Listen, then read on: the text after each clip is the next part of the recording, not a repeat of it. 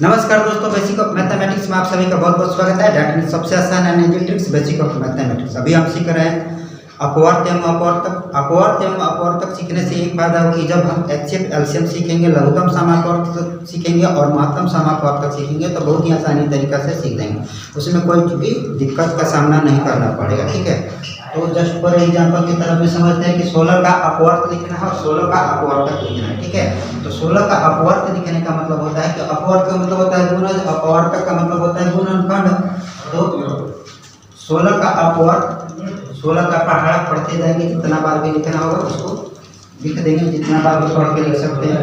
इसमें लिखा हुआ नहीं है कि इतना ही लिखना है। ठीक है, तो 16 का पहाड़ा पढ़ने फिर से 16 के 16, 16 दूनी 32, 16 तियां 48, 16 चौके 64 और 16 पच्चीस 80, इस तरह से डॉट डॉट डॉट डॉट आदि, यानी और भी आगे लिखने की संभावना है। ठीक है, और भी आगे लिख सकते हैं, लेकिन अंत नहीं हुआ, समाप्त नहीं हुआ। और 16 का अपवर्तक लिखने का मतलब है कि जो जो 16 के पहाड़ा में आएगा उसको लिखते जाएंगे। ठीक है, तो सबसे पहले लिखेंगे एक, क्योंकि एक सभी पहाड़ में आता है इसलिए पहले एक लिख देंगे।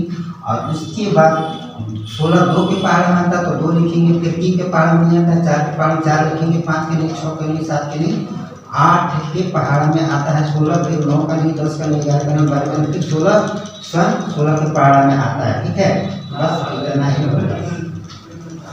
और उसी तरह से 20 का प्रथम 4 अपवर्त लिखें तो 20 का पहाड़ा पढ़ते लेंगे, 20 का 20, 20 40, 20 60, 20 चौके 80।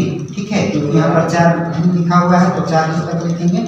और 20 का प्रथम 4 अपवर्तक लिखे। ठीक है, तो सबसे पहले 20 के पहाड़ा में एक आता है तो एक लिख देंगे, और उसके बाद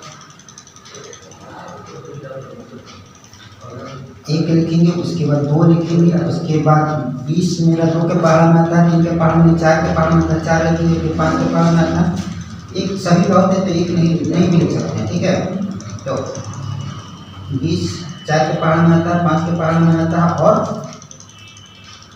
10 के पहाड़ में आता है, और 20 का भी पहाड़ में आता है। क्योंकि यहाँ पर प्रथम 4 ही अपवर्तक को लिखना है तो यहीं तक लिखकर छोड़ देंगे। ठीक है, तो बहुत ही आसान है, सिंपल है, बशर्ते आपको थोड़ा कंसंट्रेशन के साथ देखें और पढ़ने की समझने की कोशिश करें। अगर नहीं समझ में आता है तो वीडियो को बार बार रिपीट करके देखें और समझने की कोशिश करें। ठीक है।